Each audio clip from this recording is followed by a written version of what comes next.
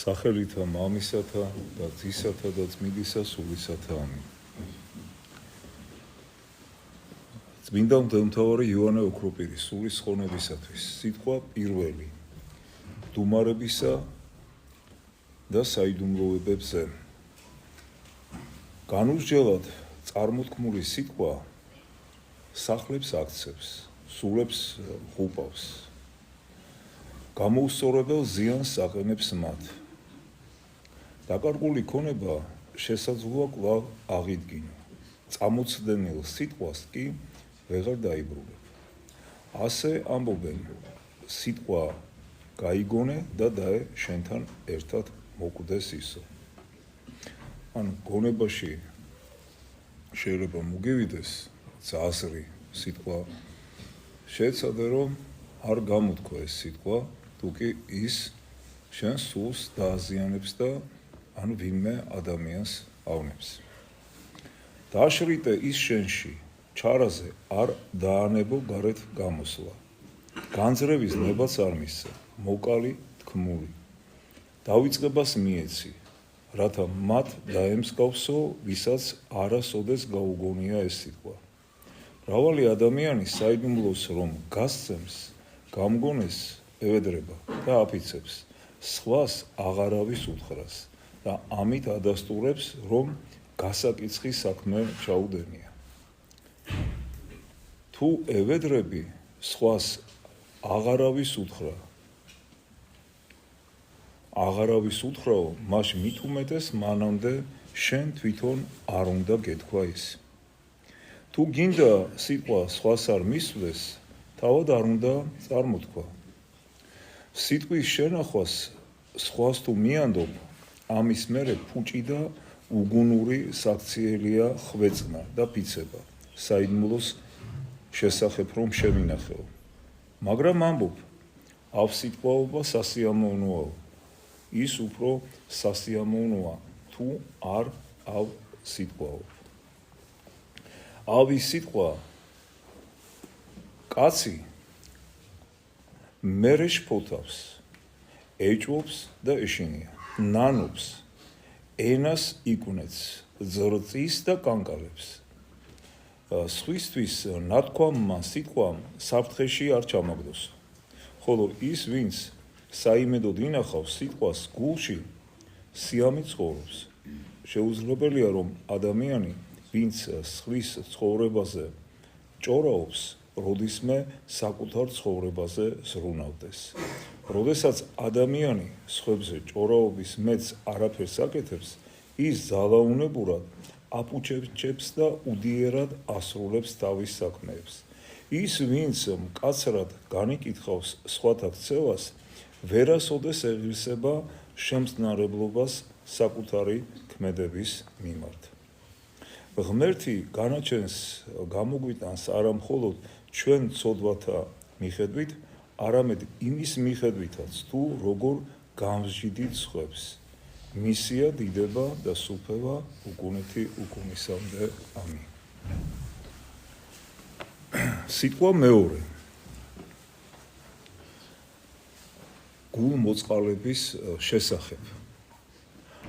ამონარიდებს მოგითხრობთ ამ სიტყვიდან.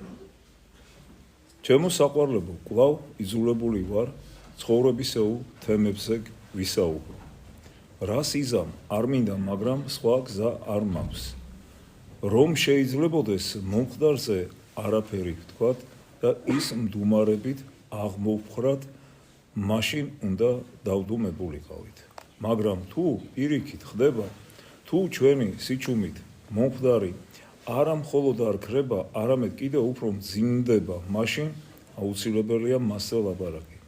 ცოდვილთა მამხილებელი.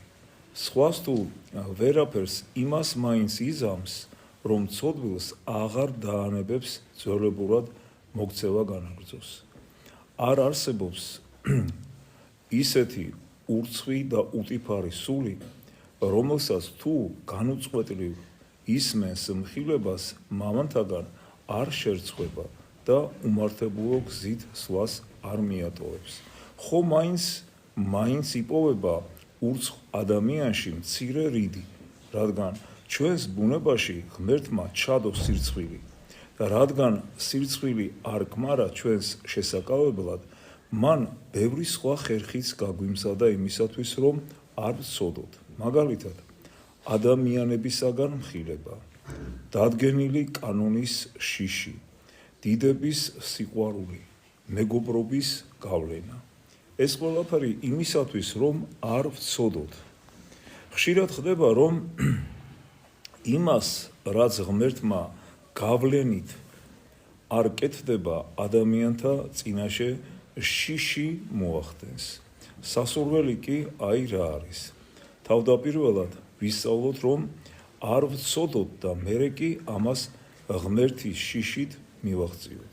ამიტომაც პავლე არწმუნებს მათ, ვინც მტრებზე ზემოქმედებას განიზრახავს.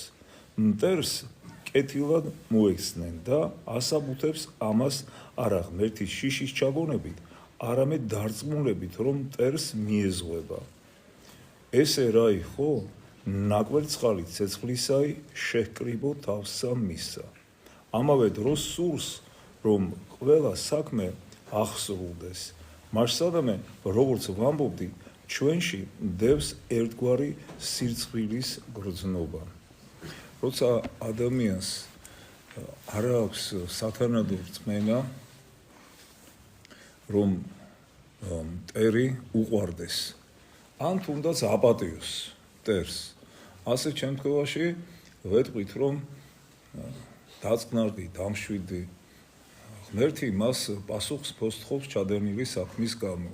ასე ვაწყნარებთ, რომ უფრო მეტად არ გაბოროტდეს და მიყვავს იქამდე, რომ ბოლოს და ბოლოს აპატიოს და შეუნდოს თავის მტერს.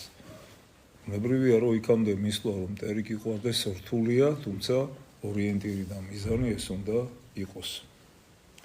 ბუნებითად მრავალი სიკეთე გვაქვს, რაც ქველი საქმისაკენ გვიბიძგებს. მაგალითად, ყველა ადამიანი ბუნებით მიდრეკილია სიბრალულისაკენ და არც ერთი სხვა სიკეთე არ დევს ჩვენში ესოდენ მტკიცეთ. ამაზე უფლება გაქვთ მკითხოთ, რატომ დევს ჩვენს ბუნებაში ყველაზე მეტად ის, რომ ცრემლით ვნაღლობთ, გულის ტკივილს გამოვხატავთ, მიდრეკილი ვიყოთ სიბრალულის გამომჟღავნებისაკენ. ბუნებით ყველა ადამიანში არ დევს უზრუნველობა. ბუნებით ყველასათვის უცხო არ არის პატივმოყვარეობა. ადამიანი ბუნებითად არ დგას შურზე მაღლა, მაგრამ თანალმობა ყველაში ბუნებით დევს, თუნდაც რომ სასტიკი და მკაცრი ადამიანი იყოს. და ხო ის აუცილებლად ცხოველებიც კი გვებრალება, იმდენად უხვად დევს ჩვენში ეს გრძნობა. ლომის ბოკვერის დანახვისასაც კი ვგრძნობთ იმას და მით უფრო ვგრძნობთ ჩვენი მოდგმის არსების მიმართ. შეხე, რამდენი ხეიბარია, ეს საკმარისია ჩვენში თანაგრძნობის გამოსაწვევად. ღმერთს არაფერი ახარებს ისე, როგორც მოწყალების გაღება. ამიტომ იცხებენ მღვდლების ზეთს, ამიტომ იქცევიან ასევე მეფეები და წინასწარმეტყველები. ზეთი ღმერთის გულმოწყალების სიმბოლოა. როგორც სასწორის ისრის გარხევა გვეიოლება, ასევე იოლია მისთვის ყველაფრის დაღუპვა და კვლავ აღდგინება. ის, ვისაც ჩვენზე ამხელა ძალაუფლება აქვს, ვინც ყოველდღე ხედავს, როგორც ცოდავთ და არ გვსჯის, განა გულმოწყალების გამო არ გადაგვარჩენს, ზუსტად ასევე ქონებაც მისი მოწყალებით გვაქვს. მან მოხედა მიწას და სხვადასხვა ცოცხალი არსებით აღავსო იგი. რისთვის, შენთვის, შენ კი რად შეგქმნა. არაფერი ჟობს ზეთს, ის სინათლის წყაროა და მოწყალებაც იქ სინათლის წყაროდ გექნება. ნათქვამია, წარგე მართოს მსთვად ნათელი შენი. თუ მოყვას ის მიმართ მოწყალებას გამოიჩენ, როგორც ზეთი კვებავს შუქს, ასევე მოწყალებას უდიდეს და გასაოცარ სინათლეს გვაძლევს. პავლეს ამგვარი მოწყალება დიდებულად ესმოდა, მოусმინე, რას ამბობს, რაითა გალახაკნი, ხოლომცა გვახსოვნან. ადრეც ქვემოთაც ხედავ, როგორ ზრუნავს ამაზე კვლავ, ისწავედ ჩვენიცა იგი კეთილისა საქმესა წარდგინებად საჭიროთა მათთვის სახმართა და კვლავ ეს იარს კეთილ და სარგებელ კაცთა. უსმინე რას ამბობს სხვაც, მოწყალებაი სიკვდილისაგან იხსნისო. უკვე თუ უსჯულოებათ ებრ მიაგებდე უფალო ვინმე დაუთმოს. ნუ შეხვალ საჯელსა მონისა შენისა თანა. დიდ არს კაცი და პატიოსა მამაკაცი მოწყალე, ხოლო კაცი სარწმუნოი ძნიად იპოვოს. ანუ ესენი არის ამონარიდნი წინასწარმეტყველთაგან თქმულნი. აი რას ნიშნავს მოწყალე ადამიანი.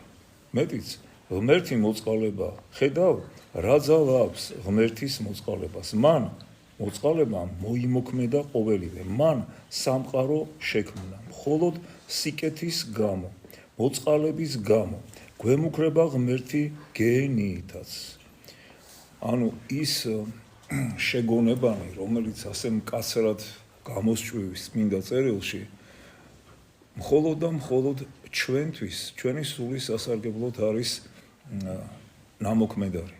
რადგანაც, როდესაც უფალი გვაფრთხილებს, რომ თუ ისე არ მოვიმოქმედებთ რამეს, ან არ ვიტყვით ისე რამეს, გენიაში აღმოჩნდებით, ეს არის შეგონება იმისთვის, რომ იქ არ აღმოჩნდეთ. ისე მოიქეცი, ისე იცხოვრე, რომ გენის საშინელებაში არ აღმოჩნდე. რათა სასუფეველს მივახციოთ. სასუფეველს კი მოწყალებით მოვიპოვეთ. მან ერთმა რატომ შექმნა ამდენი? განა სიკეთის გამო არა, განა კაცთმოყვარების გამო არა. თუ იკითხავ, რატომ ასე და ისეო, ყოველივეს მიზეზად მხოლოდ სახიერებას დაინახავ, ანუ სიკეთეს დაინახავ. მაშ ვიყოთ მოწყალენი, რათა ჩვენც სიკეთე მოგვეგოს. იმდენად არა სხვებს, რამდენადაც საკუთარ თავს ვუგროვებთ მოწყალებას. იმ დღისათვის, როდესაც ულმობელი ცეცხლი აგიზგიზდება. მოწყალება ცეცხლს აცხოვრობს და სინათლის წყაროდ გვევლინება. მისი წყალობით გენიას ვაღწევთ თავს. რატომ შეგვიბრალებს ღმერთი და მოწყალებას რატომ არ მოილებს? თანაგრძნობა სიყვარულისაგან მოდის. ღმერთს ვერაფრით გაახარებ ისე, როგორც მოწყალებით. ჩვენ ხუთი გრძნობა გვაქვს და როგორც ყველა მათგანი უნდა გამოვიყენოთ საჭიროებისამებრ, ასევე უნდა გამოვიყენოთ ყველა სათნოება.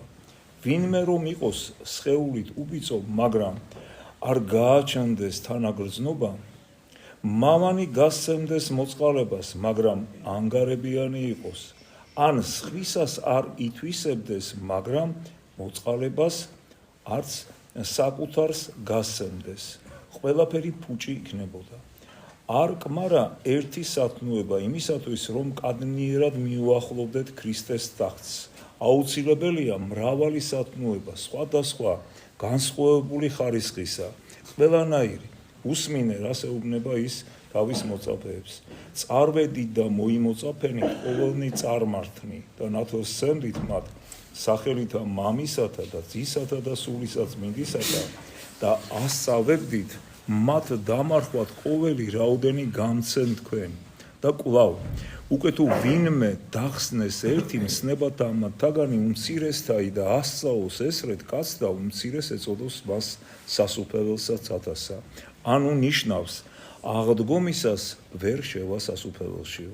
სასუფეველს კი ის ცხადია აღდგომის დროს უწოდებს, ჟამს უწოდებს. უკვე თუ ამბობს დახსნეს ერთი მსნებათა მათგანი უმცირეს ეწოდოს მას, ანუ ყველა მცნება უნდა დავიცვათ. ნახე, რამდენად შეუძლებელია სასუფეველში შესვლა მოწყალების გარეშე, მაგრამ მაშინაც კი მხოლოდ მას რომ არ აღვასრულებდეთ, ცეცხლი მოგველის. წავრედი ჩემგან წყეულნო, ცეცხლსა მას საუკუნესა, რომელი გამზადებულას ექშმაკისათვის და ანგელოს და მისთათვის. მაგრამ რატომ და რისთვის? რამე თუ მშიოდა და არა მეცით მეჭამათი, მწყუროდა და არა მასუთ მე. ხედავ, მაშინაც როცა სხვა არა ბრალი არ ჰქონდათ, ისინი მხოლოდ ამის გამო დაიღუპნენ, ქალწულებიც მხოლოდ ამიტომ განიდევდნენ საქორწილო დარბაზიდან, თუმცა კი მათ უბიწოება შეინარჩუნეს.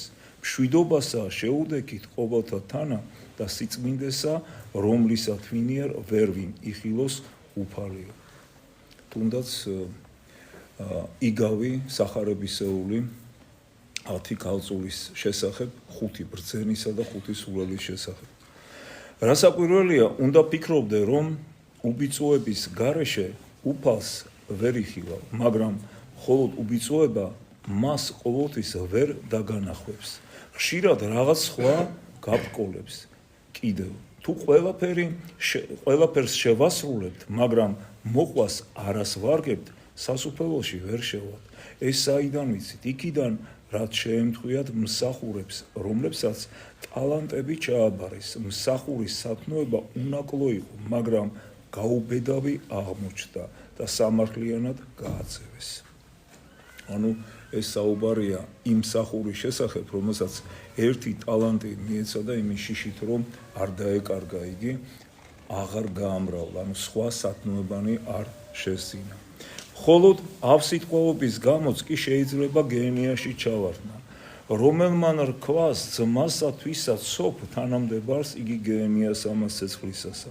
თუ ადამიანი ყველა მცნებას აღასრულებს, მაგრამ მრისხანებას მიეცემა, ის სასუფეველში ვერ შევა და ნურავინ დაგმობს ღმერთის სისასტიკეს, როდესაც ამ ცოდვაში ჩავარდნილებს სასუფეველიდან გამოაძევებს. თუ ადამიანებშიც კი ასია, რომ უკანონობის ჩამდენი მეფისაგან განიდევნება, თუნდაც რომ მხოლოდ ერთი დადგენილი კანონი დაარღვიოს, თუ ბრალდების დროს ცილისმწამებელი ძალაუფლებას კარგავს, თუ მავანს, ვისაც მრუშობას გაუგებენ, უღირსად მიიჩნევენ და იღუპება, თუნდაც რომ მრავალი კეთილი საქმე ჰქონდეს ჩადენილი, თუ ვინმეს კაცის მოკლაში ამხელენ, ეს კმარა მის მოსაკვდინებლად, თუ ადამიანური კანონები ასე მტკიცედ იცვება, მით უფრო უნდა დავიცვათ უფლის კანონი. მაგრამ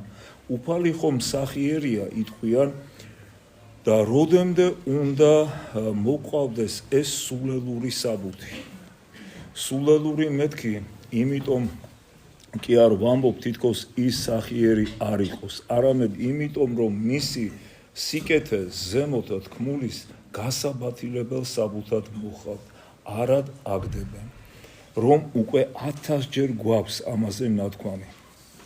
არიან ადამიანები, ნახეთ ეს სიტყვები არის მე-4 საუკუნეში ნათქვამი და დღესაც რამდენია ადამიანი ჩვენს ირგვლივ, რომ ამბობს ხოლმე ასეთ რამეს, რომ ღმერთი მოწყალია, შემინდობს, მაპატიებს და ამით ინუგეშებს თავს და არ ფიქრობს, რომ ცოდვას განეშოროს, მოინანიოს და აღარ გააკეთოს ეს ცოდვა. თუნდაც რაზეც ჩვენ საუბრობდით, ზემოთ იოანე ოქროპირი, რაზედაც ამახვილებდა ყურადღებას, თუნდაც მრისხანებას, რომლისგანაც არც ერთი ადამიანი დაცული არა ვართ, მაგრამ თუ არ ებრძოლია ცოდვას, თუ არ მოინანიე, თუ არ გადადგენ ნაბიჯით, რომ აღარ გააკეთო ასე, მაშინ თუ იმით ინუგეშე თავი, რომ ღმერთი მოწყალია და მაპატიებს, არ გაპატიებს.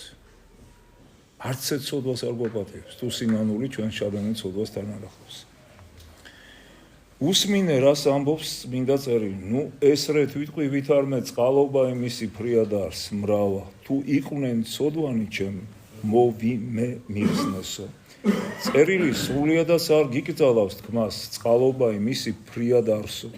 ამას კი არ გარწმუნებ, პირიქით სურს რომ გამუდმებით ამას ვამბობდეთ. აქეთ გვიბიძგებს პავლეც ყველა თავისი შეგონებით. გვიკრძალავს მხოლოდ იმას, რაც ამას მოსდევს. ნათქვამია, ნუ გიკვირს ღმერთის კაცთმოყვარება იმ მიზეზით, რომ შენ სოდავ და შეგიძლია თქვა, მრავალ თუ იყვნენ ცოდვანი ჩემნი მოვე მიხსნესო. ნუ დაიარხენებ თავს ღმერთის გულმოწყალების გამო. აქაუდა ბევრი რომ ცოდო, მაინც შემიწყალებსო. სახიერებაზე ამდენი იმიტომ კი არ ვილაპარაკეთ, რომ მისი იმედით თავს ყველაფრის უფლება მივცეთ. არამედ იმიტომ, რომ ცოდვაში უსასოობამ არ გაგვთანგოს და მოვინანიოთ. ღმერთის სახიერებას მივყავართ მონანიებისაკენ და არა უარესი ქცევისაკენ. თუ ღმერთის სახიერების გამო შენ მანკიერი ხდები, ესე იგი ადამიანთა წინაშე მას სახიერებას განსაკუთრებულ ჩირს ცხებ, რადგან მრავალნი, როგორც ხედავთ, ღმერთის მოთმინებას კიცხავენ. ამიტომ შენ დაიჯები იმის გამო, რომ სათანადოდ არ მოიხმარე იგი, ანუ ღმერთის კაცთმოყვარება და მოწყალება. ღმერთი გულმოწყალია, მაგრამ თან მართალი მსაჯულიცაა. ცოდვებს შეუნდობს, მაგრამ ამავე დროს ყველას მის საქმეთა შესაბამისად მიაგებს. რომელსაც ჩვენის ყოველი დიდება, პატივი და თაყვანისცემა আজ და მარადის და უკუნითი უკუნისამდე. ამინ. ეს უნდა დავიმახსოვროთ ყველამ, რომ ღმერთი ნამდვილად კაცთმოყვარია, ასეთი თვისება აქვს მას და გულმოწყალია, მაგრამ აქვს ასევე მეორე თვისებაც. იგი მართლმსაჯულია და აბსოლუტურად სწორად განშის თითოეული ადამიანის ქმედებას. ღმერთმა დაგლოცოთ და გაგვარჯოს.